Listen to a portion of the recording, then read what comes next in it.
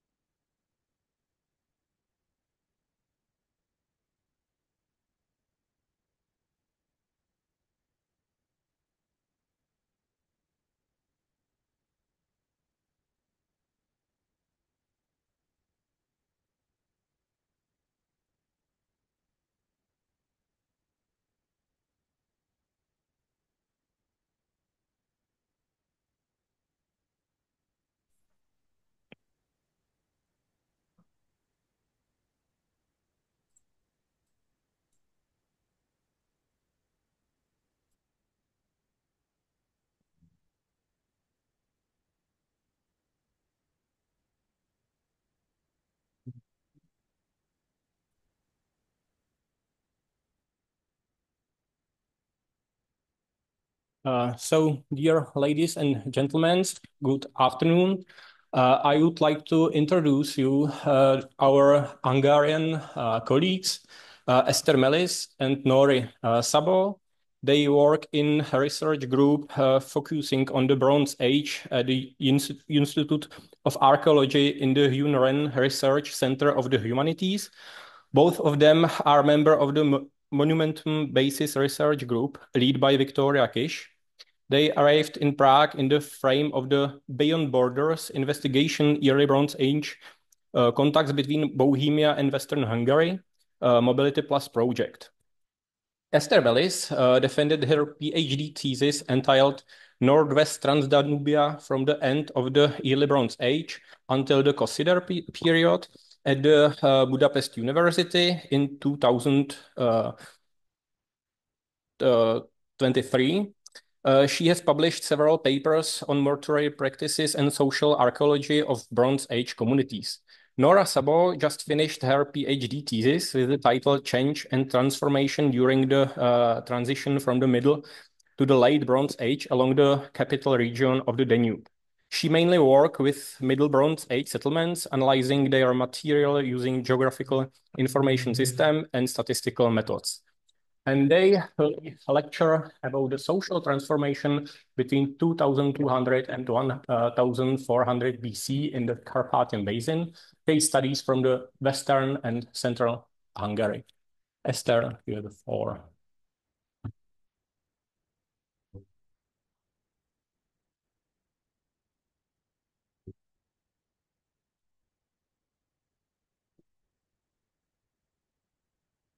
Thank you for the introduction, and I also welcome everybody in the name of my colleague Nóra Szabó.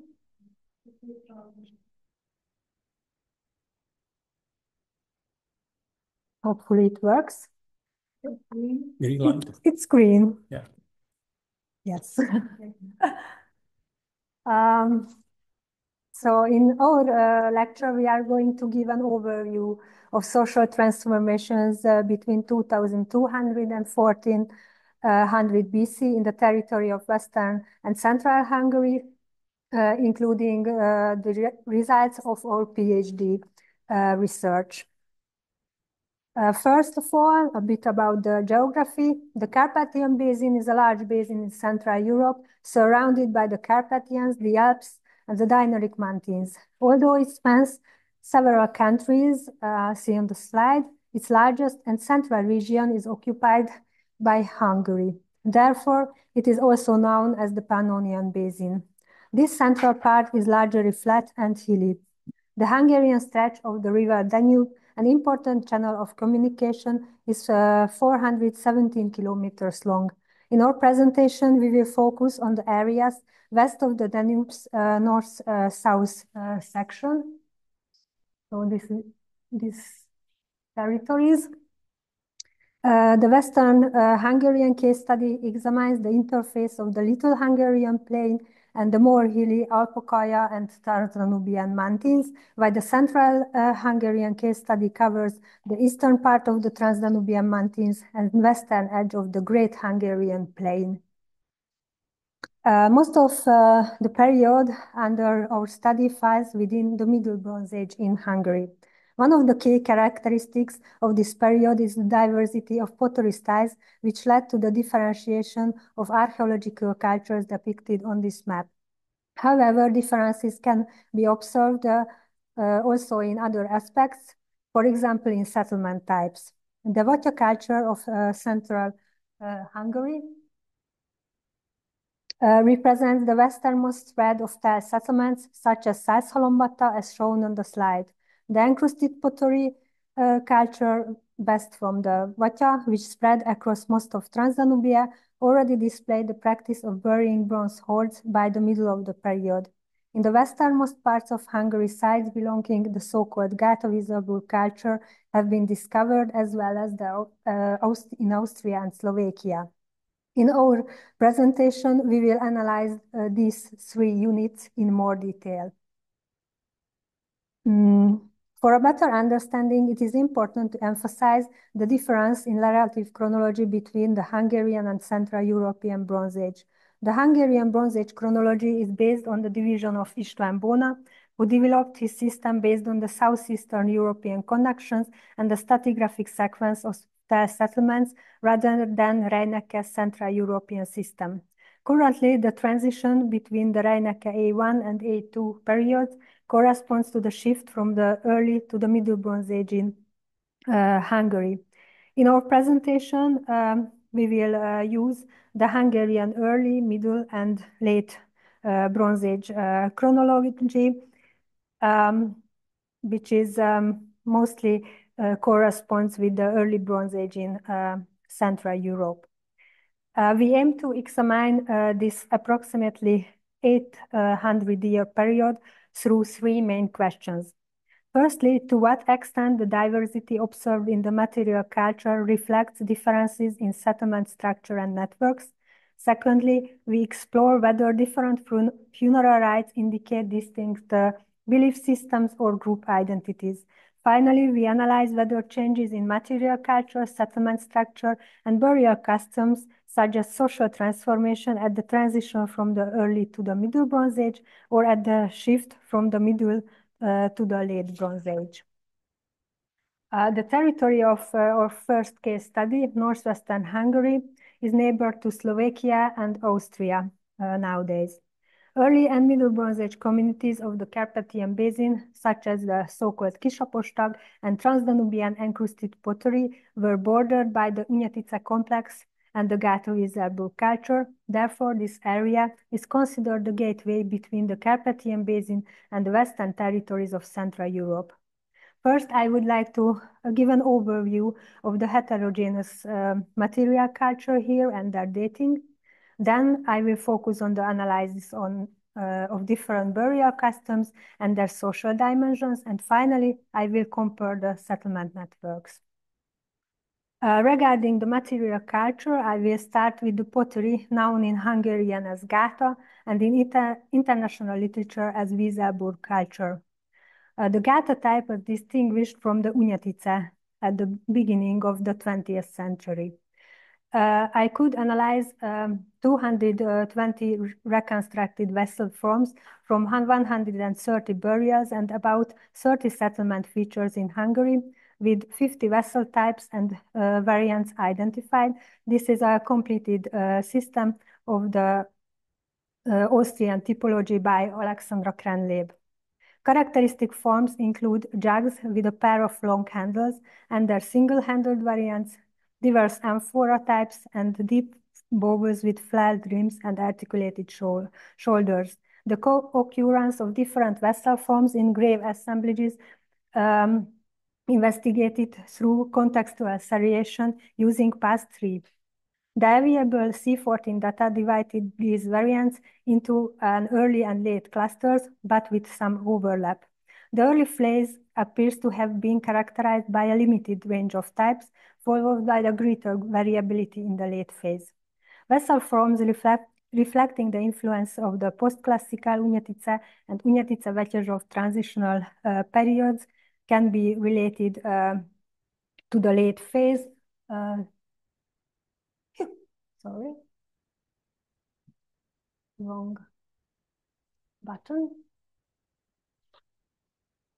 Spherical bowls, 200 deep bowls, 200 plots, and this Kugelnapp form. However, no sharp stylistic boundaries can be observed in this pottery in Hungary. A future step in specifying its internal chronology requires a larger series of radiocarbon dates and detailed evaluation of cemeteries with hundreds of burials in Austria. In the northern and eastern edges of the distribution area, there is a mixing with other cultural units. For example, on this side, depicted on the map, Mémföldcsanak, Gáta-Vízzelburg assemblages were discovered alongside the Kisapostag culture. Taking Mémföldcsanak as an example, I would like to turn to the so-called Kisapostag culture, which dominated most of Transdanubia at the end of the early Bronze Age. Amália Mozsoly distinguished this pottery based on the string-wrapped stick impression decoration of the vessels. Although more recent studies have confirmed the unique character of this decoration technique, both archaeological and biological data suggest continuity and the relationship between Kisapostag and Transdanubian encrusted pottery. The earliest string-wrapped stick impressed motifs were not filled with encrustation. By the end of the early Bronze Age, the classical Kisapostag pottery featured string-wrapped stick impressions filled with encrustation, on the neck of the tableware. In the later stage of its development, other techniques for elaborating the encrustation bed including impressions of sticks without string. Although fragments decorated with impressions of separate strings has also been found at the site, ancient pottery is distinct from the development of encrusted pottery originated from the southeastern Alps or northwestern Balkan. On this slide, I will discuss the periodization of the encrusted pottery based on Victoria Kish system. The typical vessel forms can be found already in the Kisapostag culture. In the late Kisapostag, early encrusted pottery phase can be dated to the transition from the early to the Middle Bronze Age in Western Hungary. In this period, encrusted decoration appear not only in the neck, but also the body of the vessels. The single-handled, richly decorated, so-called tokodzsáks are one of the typical types of the period along the Danube between Hungary and Slovakia. At Mémföldcsanak, older encrusted pottery was in smaller quantities, mainly identified by wide, deep encrustation. The younger encrusted pottery appears in the records in another site, Moson Szent Miklós. Compared to the older encrusted pottery, the younger type shows different forms: cylindrical, tall-necked jugs and urns with articulated shoulders, oval bowls with wide rims, and decoration fewer and thinner, and also knobs. And many vessel forms from Moson Szent Miklós have identical or very similar analogies in southwestern Slovakia in the Magyarovce culture. More recently, the materials of some Middle Bronze Age settlements in northwestern Hungary have been linked to the Vetyezsov culture based on the pottery characteristics. These sites are concentrated in the border zone between the Gáta-Vízerburg and encrusted pottery along the river Rába. The southern sites show more influences from the Alps. In the north of this zone, at the confluence of river Rába and Danube, lies the sites of Mémföldcsanak. Almost exclusively Újnyatice and Vetyezsov type pottery was found in some settlement features here, but these features spatially indistinct from the encrusted pottery pits. Good analogies to the vessels from Mémföldcsanak can be found in the Reinecke Bronze Age A2 settlements in Moravia and northern Austria.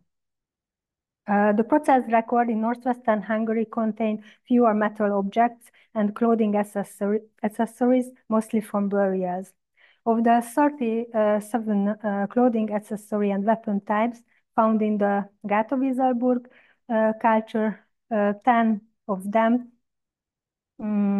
and the dagger type were also associated with the Kisapostag and late Kisapostag early encrusted pottery phase.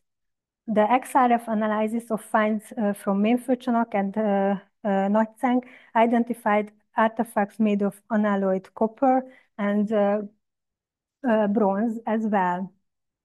For example, small clothing ornaments, nopper rings, rings, arm spirals, and some daggers are known from both raw materials.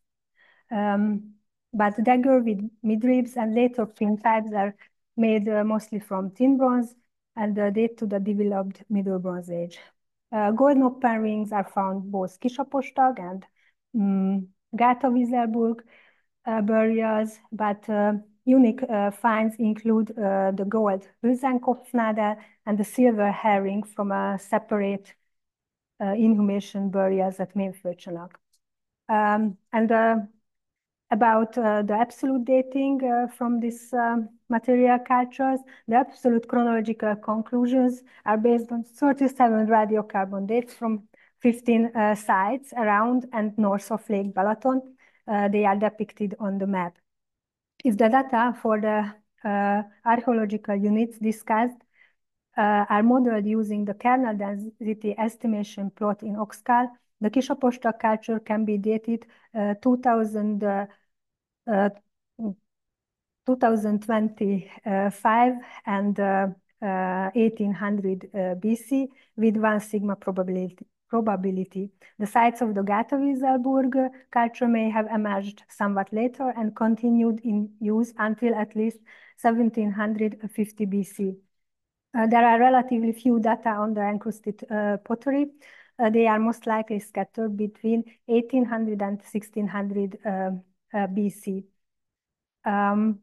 The appearance of the tumulus culture, so the Central European Middle Bronze Age, can be dated to around 1600 BC.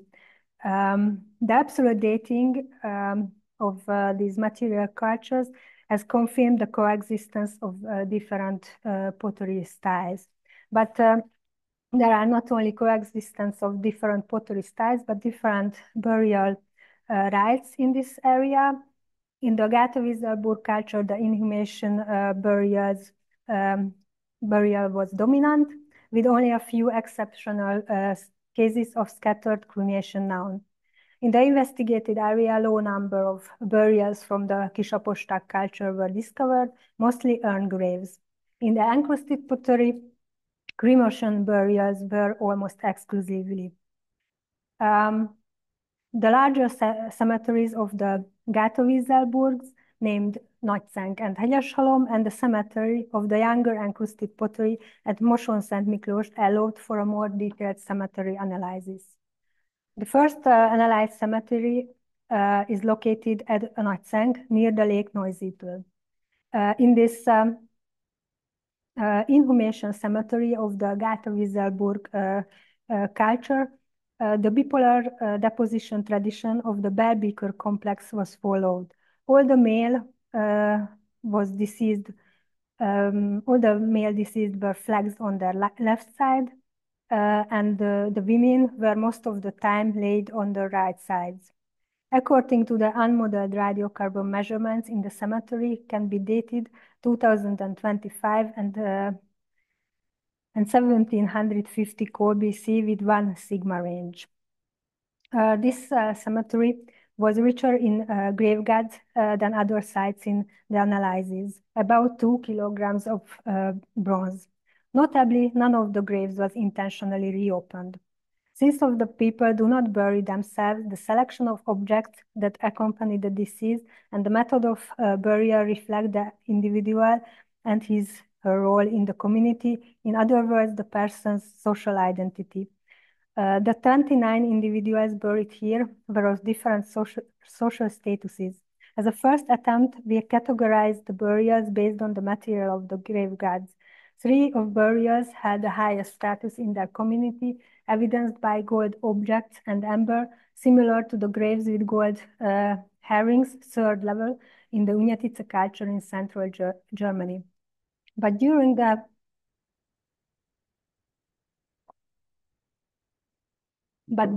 examination of cemeteries, observations detailing the types and shapes of materials used for the grave gods are particularly important, along with the descriptions of the grave structure and size.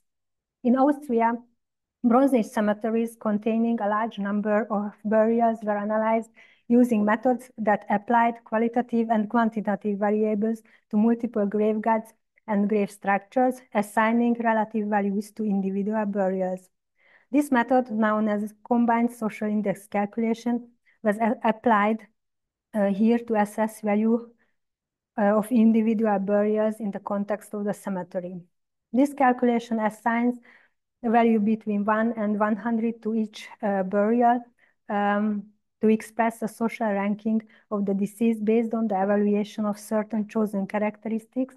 These characteristics are on the slide. This value could potentially provide a useful tool for archaeological interpretation. The social index values calculated in Nagycenk, a more balanced sex and age ratio across assumed social strata were observed. The 2 male and 1 female grave at the center of the all grave groups have high social index values. The different values of graves within the same grave group imply relationships among members of different statuses, such as households. In the 60s, 58 burials of the same culture, Gátavízerburg, were discovered at the site Hegyeshalom. This is the largest cemetery in Hungary from this culture. Beside intense recent disturbances, at least 36% of the burials in this cemetery were deliberately reopened sometime in the past. Over half of the male burials were reopened, in contrast to only 2 intentionally disturbed child burials. The reopenings predominantly affected the skull, upper body, and arms, but manipulation of the entire body is not uncommon either, which could indicate also a multi-stage mortuary process. In addition, few cases of consecutive burials could be observed in this cemetery.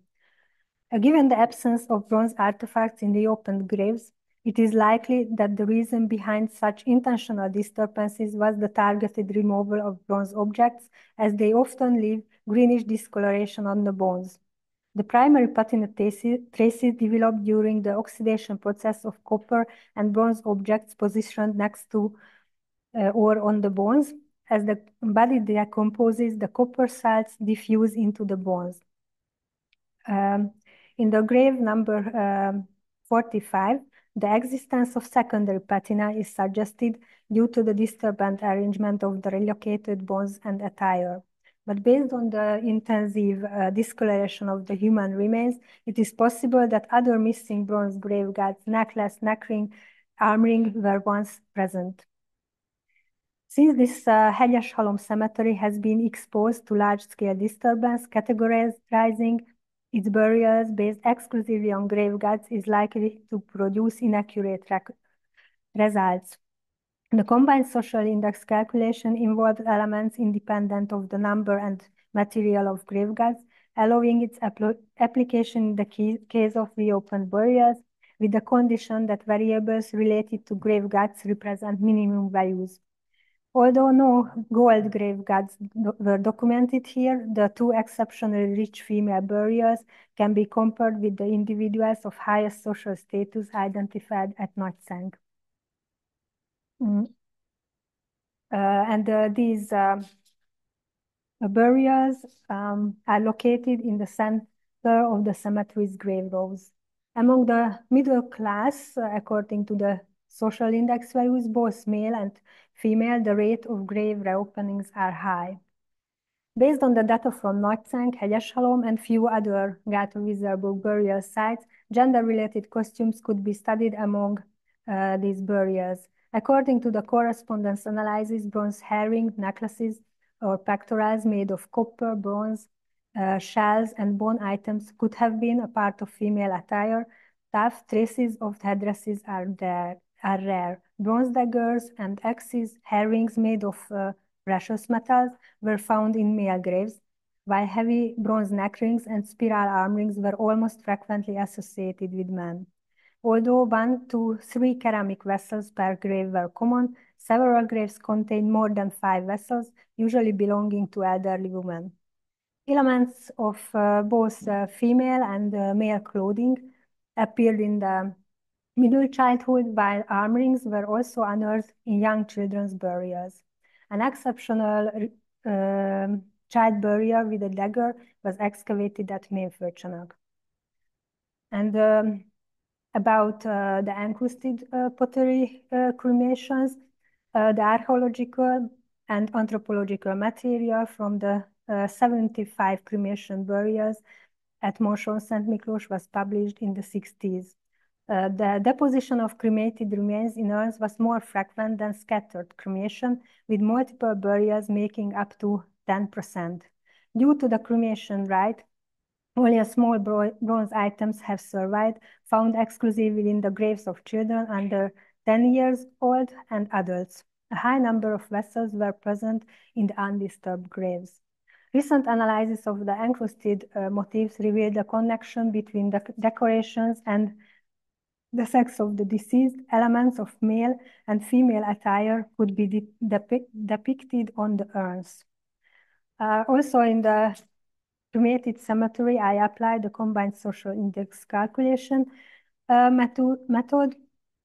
Based on these values, the burials in the highest category stand out from the rest of the cemetery at Moson-Szent Miklós. Apart from these graves, the social index values of cremated burials show a gradual decrease, with the lowest category comprising graves that had been affected by modern disturbances and were mostly destroyed. The spatial analysis of the cemetery suggests circular grave groups where individuals of different ages, genders, and social statuses are buried together. And the last slide about the burials. The few lavish child burials at Nagyszeng and Hegyeshalom could indicate inherited status, reflecting tendencies toward a permanently stratified community. However, Gatow-Iserburg burials primarily reflect individual identity or one associated with core family within households. The composition of the encrusted pottery grave assemblages expresses a different focus, emphasizing the increasing role of food and drink offerings over metal artifacts. In addition, the relatively large number of graves per cemetery, the common practice of cremation, the presence of numerous vessels, likely from multiple households in a single grave, and the complex vessel decorations with diverse meanings in the encrusted pottery cemeteries suggest a higher level of group identity beyond the extended family. The relative scarcity of bronze in the graves does not indicate the disappearance of the elite, as higher quantities of metal, including bronze and gold deposits, are known. The accumulation and concealment of valuable metals may suggest the disintegration of tribe-based organization, according to few researchers. The 80 collected settlements from the end of the early and Middle Bronze Age in northwest Transdanubia were classified as either open or hilltop settlements based on their location. As earthworks are usually barely visible and their dating is challenging, only one fortified settlement from the Middle Bronze Age from this area is confirmed by excavation. Most excavation data indicate single-layer open settlements. However, they are usually partially uncovered, and only the small portion of the finds have been processed. Little is known about their extent and their structure. The only known multi-layer settlement is at Moson-Szent Miklós, close to the mentioned cemetery, where 25 square meters were excavated, revealing 2 layers of a wattle-daub building, which was about 3 meters long. Other sites have revealed few post-hole structures and small sunken buildings. In Transdanubia, the hilltop settlements likely formed the skeleton of the Middle Bronze Age settlement network. The volume summarizing the data on encrusted pottery sites in Hungary identifies 15 sites as hilltop settlement, and other site registers lists 4 additional ones. The analysis of the identified sites in my PhD, alongside the hilltop and hillfort settlements from the literature, indicates a relatively complex settlement network at the turn of the early and Middle Bronze Age. In the subsequent Middle Bronze Age periods, the theoretical territories of the encrusted pottery hilltop settlements align with the settlement clusters in the area between the Rába and Mosoni Danube rivers and the foothills of the Transdanubian mountains. My last slide is about also the settlement distribution.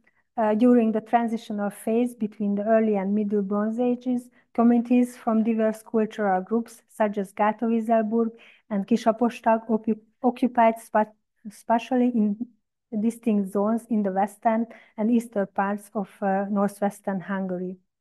In the Middle Bronze Age, the area inhabited by encrusted pottery communities expanded beyond that of the Kisapostak culture from the previous period and incorporated Magyarország elements which emerged in the Western zone during the late phase of the Gáti-Wieselburg culture too.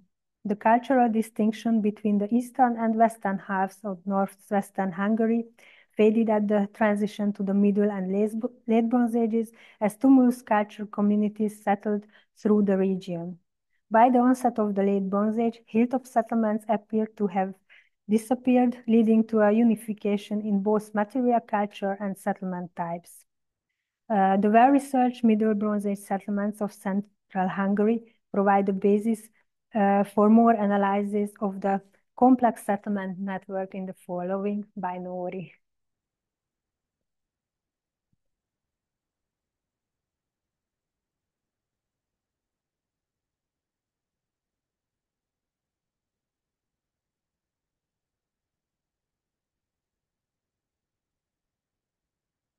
Yeah, I hope it's working.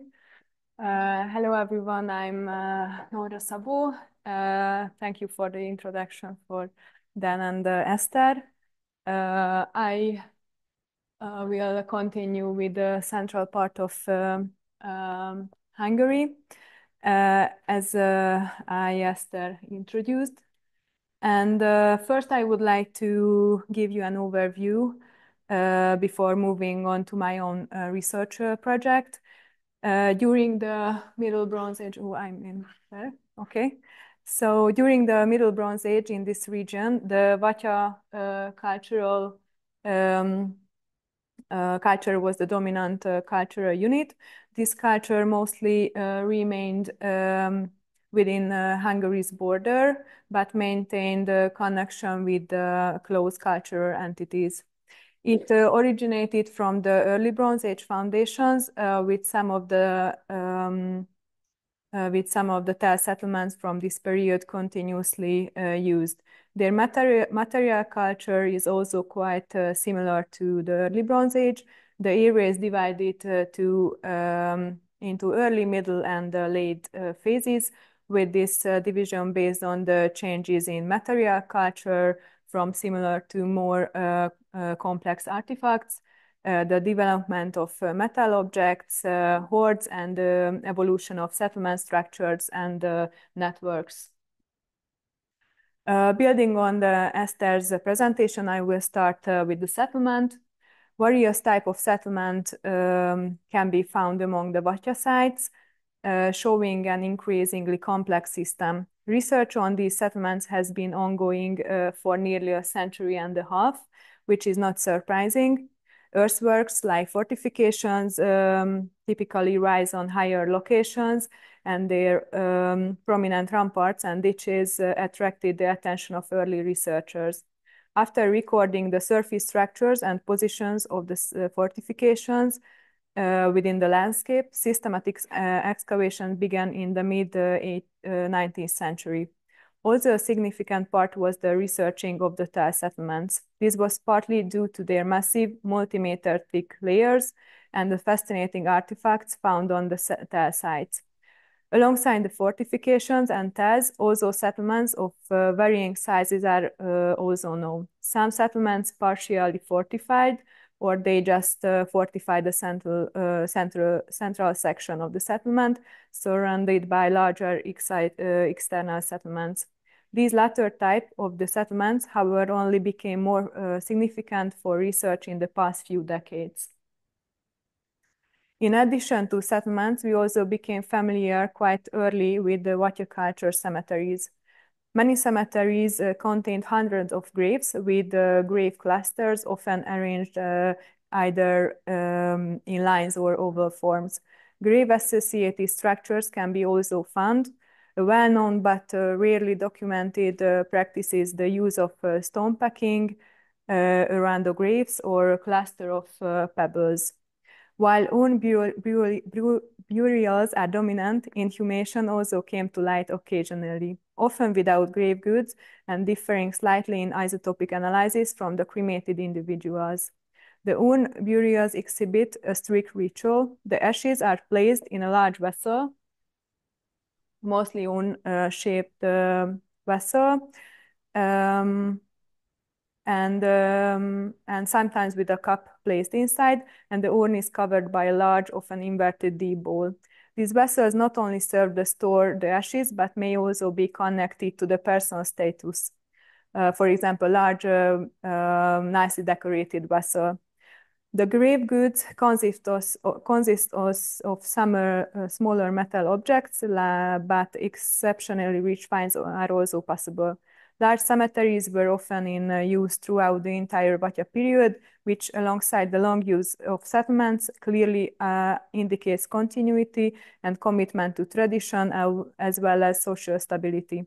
Scientific studies suggest a patrilocal social structure with exogamous marriage practices being widespread and functional marriages likely serving to strengthen connections between groups and sustain the system. In Central European Bronze Age, high-status individuals were likely involved in kinship networks to create or strengthen alliances and economic connections. As I said, the burial customs were typically strict till the end of the Middle Bronze Age, as the tell cultures declined. However, we know exceptional cases. I would like to present two of them. The first is the cemetery of Csaintelek. You can map out the cemetery right here. This cemetery located in the southern border region of the Vatya territories. It is a multi-ritual cemetery where scattered cremations, urns, and inhumation burials are all presented. These sometimes overlap, but in other cases are separated in their locations. For example, the eastern part, this part of the cemetery, is concentrated with scattered cremational burials, where urn burials and inhumation graves are also found, but the latter often exclusively representing burials of infants. Another interesting phenomenon is the question of burials within the settlement. At several sites, bodies buried in pits have been observed, and a good example is the site of Erd-Hosszúföldek, which is this site located close to Budapest, southwest from the capital city of Hungary. And 36 individuals were uncovered in 24 pits. This, like many other phenomenon, has came to light thanks to the large-scale excavations. Chronology is important for interpreting these human remains. 10 radiocarbon dates from the site, ranging from around 2000 BC to 1450 BC, show that the settlement was occupied throughout the whole Middle Bronze Age. Since the samples were taken from these human remains, the skeleton cannot be linked to a single event, such as an attack on the settlement. The manner of body depositions and their positions in these pits indicated, in some cases, violent deaths. The presence of animal remains, intact pottery vessels, and bronze jewelry suggested that these mass graves were connected to some form of sacrifice or ritual violence rather than warfare or another cause of death. The evidence also indicates that at least some individuals buried in these pits were likely of lower social status. Given the chronological data, we are dealing with a prolonged tradition of ritual acts, sacrifices, and possible secondary manipulation of human remains. The material culture is well defined, and while it shares certain traits with neighboring cultures, it's clearly different from them. In terms of pottery, we can find urn-shaped vessels, pots, bowls, jugs, and mugs. These are the everyday used vessels and are found at every settlement and in most of the cemeteries as well. Rarer objects like this one, the so-called fermentational vessel, which have a unique design and often occur in special context. These vessels have roughened interior with knobs and ribs, and on the exterior ribbed decoration imitate bronze pendants or pendant ornaments. At several sites, they have been found in structured deposits containing mostly storage vessels, which in some cases were heavily secondarily birthed. So these objects may have played a key role in specific activities or rituals. It remains unclear what was stored or produced in them, but organic residue analysis and experimental archaeology projects are in progress. Metal finds are also significant elements of the material culture. In cemeteries, smaller or sometimes larger jewelry and ornaments can be found. On settlements, casting molds, for example, this one from Királyi Kútja, and metal slugs remains have been uncovered quite often. And areas related to metalworking are often detected at the edges of the settlement. From the site of Lovasberény, which is quite close to Budapest, we know of a built structure connected to metalworking activities. Besides tools, well-crafted prestige objects are also known, such as a very nice gold bracelet from Tápió Bicske. By the end of the Middle Bronze Age, material culture changed significantly, with more complex forms appearing in both pottery and metal objects. The transformative phase between the Middle and Late Bronze Age is known as the Kossuth period, named after hoard finds.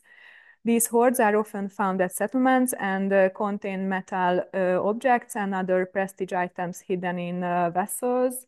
For example, this one or this one, or in textiles, for example, this one. Other hoards have also been found in different environments, such as caves. So this one found in a cave.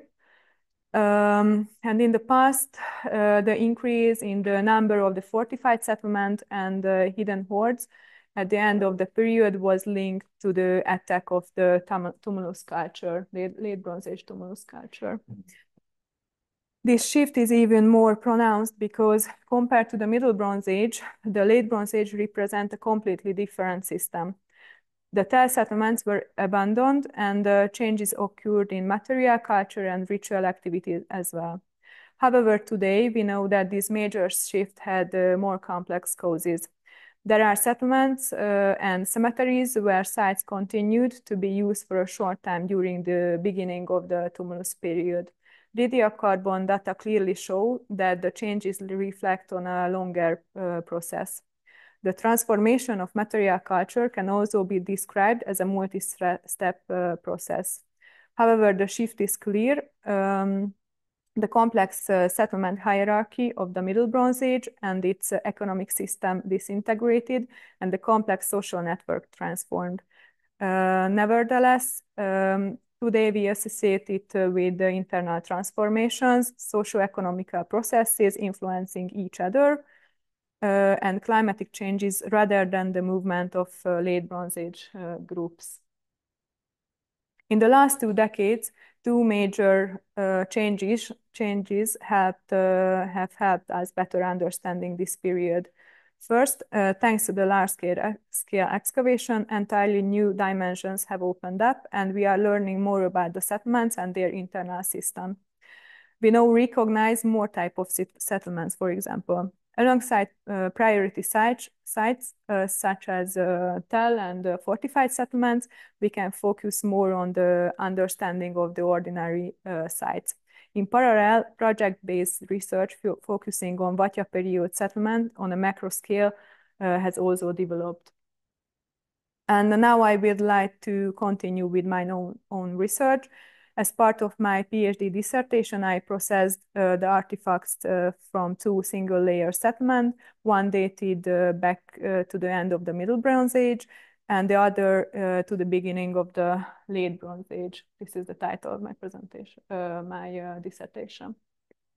The settlement system of the 2 periods are completely different. As I mentioned before, in the Middle Bronze Age, we can assume a multi-leveled hierarchical system with fortified settlement and tell sites on the top.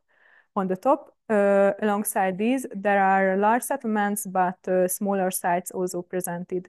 In contrast, in the late Bronze Age, the number of variations declined significantly. For a long time, larger settlements were unknown. It was only in the last few decades that large settlements were discovered. The tumulus groups with fewer settlements have also been explained in research by changes in the ethnic composition, livestock breeding, and more mobile communities. Even though the known characteristics of the period settlement structure have undergone changes in recent decades, we still know little about the relationship between the Kossuth and the tumulus period. In the Kossuth period, alongside the end of the Tell cultures, the hiding of Bronze Age hordes, the bronze hordes, and collapse of the settlement structure, the transformation of the network, and the change in ceramic styles, we can also account for change in the structure of society. The following were my research questions. Can we observe any systematic change along the capital section of the Danube? It is possible to detect a sharp cultural change in this region. Did the internal structure and settlement hierarchy in the region undergo changes? Can we reconstruct changes at the social and economic level based on the examination of settlement structures? Can the lifestyle transformation be confirmed based on the changes in space use practices? In terms of the time frame, we are at the boundary between the Hungarian Middle and Late Bronze Age. Basically, the chronology of the Kossuth period is undefined with specific boundaries, and absolute chronological date are unsure, and the increasing number of the radiocarbon dates do not clarify the position of the exact position of the period, but make it more and more complex. My research area within Hungary is focused on the central region of the country, the area of Budapest and its neighborhood. The two one-layer sites are in a completely different situation. One is right here and the other one is right here.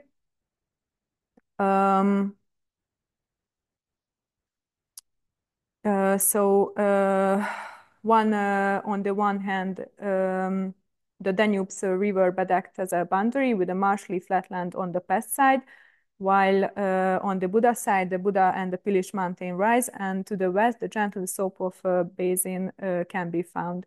The settlements are large-scale sites, each with several hundred of objects. The older settlement, the Middle Bronze Age settlement called Királyok útja, is located at the northern boundary of Budapest on the banks of the Danube. Around 300 objects have been uncovered at the site, which was excavated in a mosaic-like areas.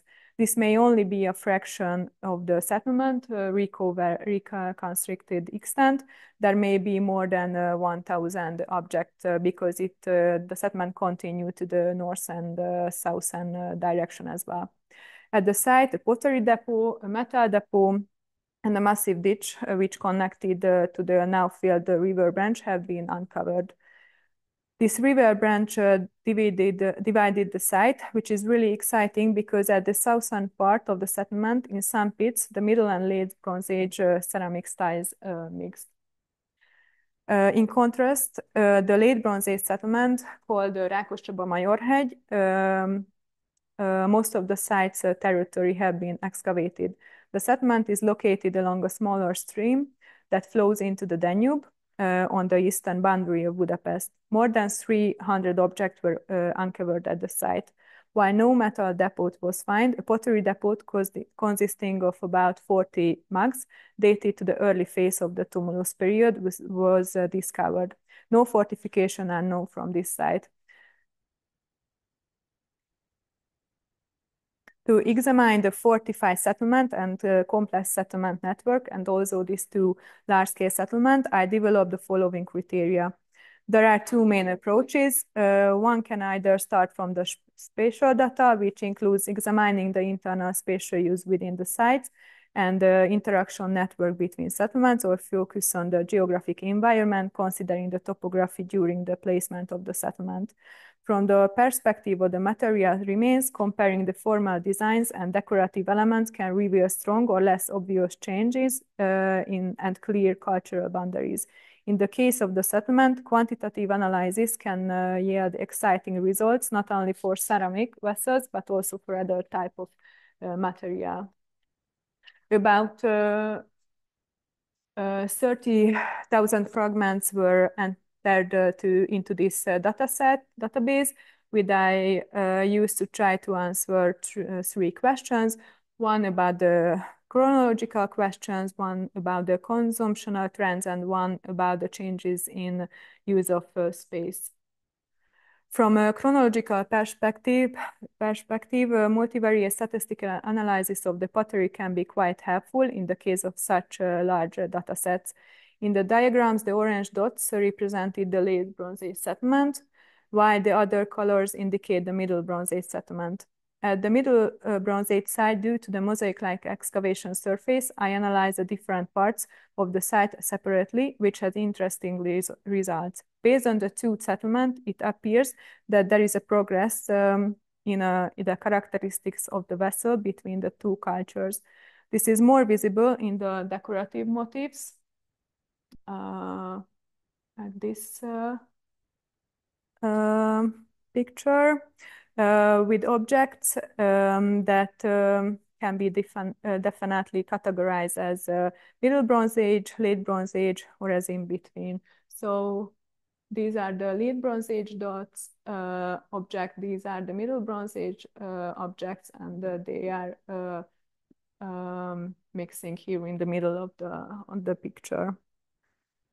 It is worth mentioning that, as I observed elsewhere, not only in cemeteries but also in settlements, there is evidence of tumulus-type pottery fragments in the southern part of the Middle Bronze Age site, which differ significantly from Vatya ceramics in both decoration and quality. The Late Bronze Age material quality is much more worse than the Middle Bronze Age material. Therefore, it can be assumed that coexistence is occurred at the Királyok Kútja site. Regarding the forms of the vessels, functional identification are partly possible even without complex scientific examinations. The proportion of storage vessels, especially the un-shaped ones typical of the Middle Bronze Age, drops from nearly 50% to below 30%, while the proportion of caps, bowls, and jugs show a significant increase in the Late Bronze Age. This phenomenon may be explained by changes in the proportion of type of stored goods, or by shift in the storage methods, alongside the changes in the cooking, food preparation, and processing. Storage capacity, of course, cannot be measured by the number of vessels, as other storage methods are also possible, like storage pits or storage vessel made of organic material. However, this adds an interesting element to the earlier theory about the increase of the Late Bronze Age livestock farming. The evaluation of the internal system of the settlements, especially the activity zones, did not yield significant results. The separation of the activity zones at both sites remains questionable. At the site of Királyok Kútja, the Middle Bronze Age settlement, grinding stones in the central zone of the site, items possible related to textile production in the northern zone, and metalworking activities suggested by a mold southern zone could be outlined. In the Late Bronze Age, a different pattern emerged, where grinding activities are pushed to the border of the site, wild animal bones are concentrated in the central zone, and metalworking is found in the eastern excavation surface. Additionally, a difference can be observed between the distribution of jewelry. They located mostly in the central zone of the settlement, and the tools which spread across the whole settlement.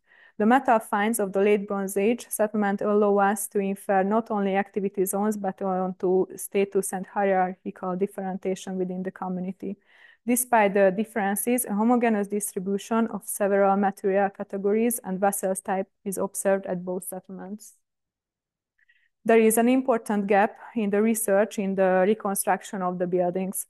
In the Middle Bronze Age, for example, we know several buildings, but only from their settlements. Not only, but only a few build structure have been found on single layer settlements. For the Late Bronze Age, more buildings are known, but their publication is still rather poor. So it is difficult to draw a general conclusion about the internal structure of the settlement in relation to the buildings. However, conclusions can be drawn from the location and orientation of the pits. The pits may align with the spatial preferences or the buildings or of the buildings or backwards. Therefore, the arrangement of the lack of the arrangement of the pits could indirectly suggest the layout of the settlement, which appears to have been slightly more systematic in the Middle Bronze Age and more organic or chaotic in the Late Bronze Age.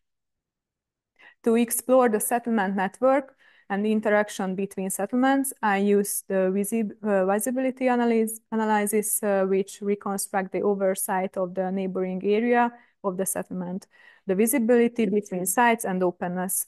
I focused on the key sites, including the tell and fortified settlements in the Middle Bronze Age and the fortified and large settlements in the Late Bronze Age. My study concentrated only on the region west of the Danube, as the other site is a flat area. In the Middle Bronze Age, a well-covered network is evident, while in the Late Bronze Age, the number of these sites decreases, as I said before, and their visibility is also limited. Thus, during the Late Bronze Age, the role of large settlement reduce or changes. I also examined road networks through the mentioned sites. In the Middle Bronze Age, a complex system is visible, which could even provide the opportunity to discover previously unknown sites at the crossing of the roads. In the Late Bronze Age, due to the reduced number of the settlements, the number of the roads decreases significantly. Overlaying the satellite sites, it appears that the reconstructed network might not be the used one, but rather the route passed next to the mountains. So here are the Buda and the Pilis mountains, and here are our satellite Late Bronze Age sites. And the conclusion of my research, systematic change can be observed in food management and metalworking, indicating the rise of the new social and economical order. Although the ceramic finds do not suggest a sharp cultural shift, the internal structure and hierarchy of settlements clearly show differences.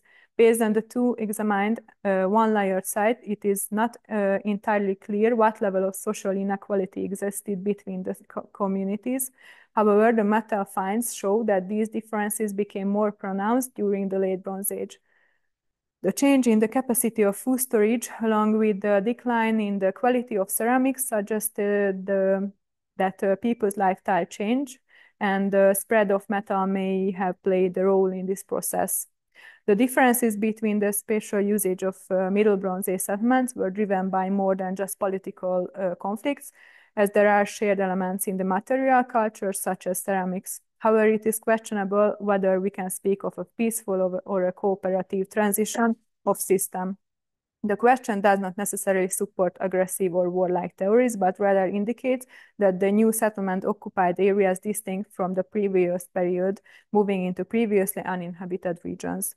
The transformation of everyday life and farming practices implied that different goals and socially accepted norms were established by the groups, leading to changes into processes not only in specific regions, but across the entire areas.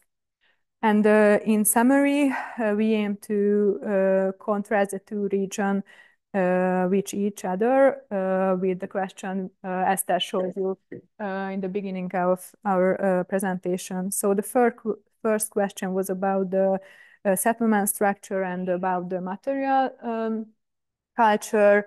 In Western Hungary, we have only limited data and we cannot see significant differences. There are two pottery styles mixed by the end of the period. In central Hungary, we have available set of data. It's a well-researched topic and varied picture of settlements, but where multi-level settlement hierarchy can be seen. And the material culture is homogeneous, and it's mixing with neighboring units close to the border zones. The second question was about the beliefs and the mortuary practices. In Western Hungary, there is more data compared to the settlement. It's a researched topic, and there is significant differences both in burial rituals and grave good practices. In central Hungary, we have available data sets, research topic, and mostly homogeneous in ritual and grave goods, but there are different elements in some cases. And about the social transformation at the turn of the early Bronze Age to Middle Bronze Age in Western Hungary, then there is a continuous development at the boundary of the two periods, with a transforming social structure during the Middle Bronze Age. And if we see the turn of the Middle Bronze Age to the Late Bronze Age in the area of the central Hungarian part, there is a continuous development during the Middle Bronze Age, which transformed by the end of the period, leading to a totally different social structure in the Late Bronze Age. And thank you for your attention.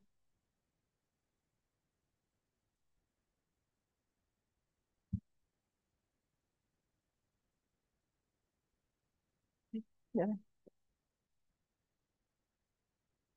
Thank you very much, Eszter and Nóra, for a nice lecture.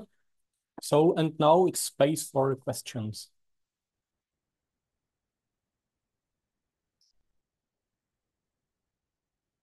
Maybe I start with some settlement question. Okay. You mentioned tells and hill forts. There are some differences between archaeological picture or in the activities which are evident in the sites, though without the absence of or presence of fortification or area, it's clear, but some activities more. So you mean the internal structure of the settlements? So I mean activities like metallurgy or warfare, okay, or some subsistence activities or something. Okay, we have no detail or evidence about warfare. We have casting molds and metal slag bolts from tells and fortified settlements. Yeah, so the material culture is sometimes different. We know a lot about the tell named Szászhalombatta. It's a really famous tell. There is a big project there, and its internal structure is really complicated. We know a lot of houses and streets and a lot of interesting and fascinating material, but it's really good excavation there, and we don't really have modern excavations from fortified settlements. Oh, okay. Thank you.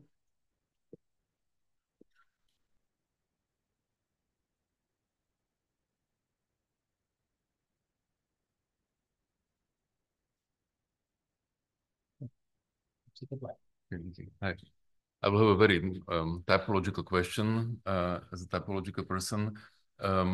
You didn't really go into like shapes in your discussion, but I would like to ask, like after the consider horizon, respectively in the late Bronze Age, is there a continuation of 200 cups like Kantaroi? And how do they develop? Because on one of the slides, maybe I can go there. There was the slide with the consider horizon indicated. Yes. And so there is a nice Kantaros for the Vatya culture. Like, do they continue in the Tumulus culture? You mean this? Yes. This is from the Tumulus settlement. Yeah, so I know it's not the perfect slide because those are the Vatya ceramics and those are the tumulus ceramics. So yes, okay, it continues. Yes. Okay, so it's tumulus and it's after 1415. Great, thank you. I will ask you for a reference.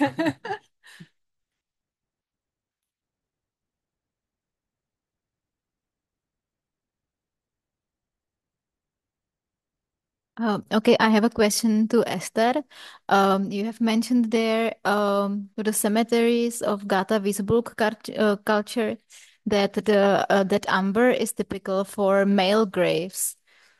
Do you really don't have amber beads from women graves? Because the what we have from here is a very different picture. We have amber beads mostly like maybe 98% of amber beads are from women graves, and in male graves they are really rare. So it is hard to talk about tendencies regarding the ambers in Gata Visburg because it is only in few graves. But for the correspondence analysis, I made a category for amber and precious metals together, and this category was related to male graves. But I think I think we can speak about from Nagyszent there is one amber bead in a male grave. In Szakony, two female graves, one amber bead, and yes, so and the fourth case is a female grave in Hegyeshalom. So 3 to 1. Okay. This is the rationale. But if it is with the precious metals together, because there are more gold herrings, the gold herrings are related to the male graves. Okay, thank you.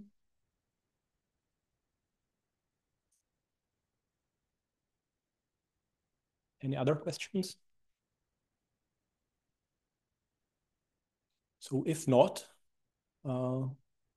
thank you again, Eszter and Nóra, and thank you for the paid attention.